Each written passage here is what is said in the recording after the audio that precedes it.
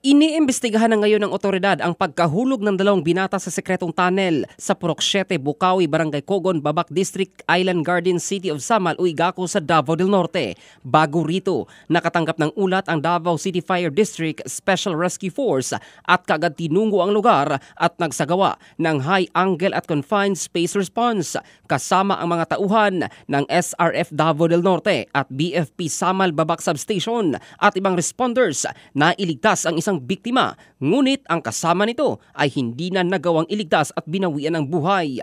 Ang mga biktima ay ang 20 at 16 na taong gulang na hulog umano sa tunnel na may lalim na 220 feet matapos bumigay ang ginamit nilang hagdan.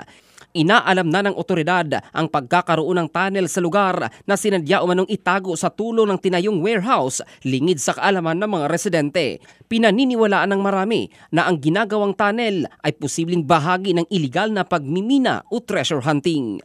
Ang balitang ito ay hatid ng Drive Max Adult Herbal Capsule para sa lalaking laging umaangat. Ito si Jofel Candado in the heart of changing lives ng Brigada News Philippines, the Music and News Authority.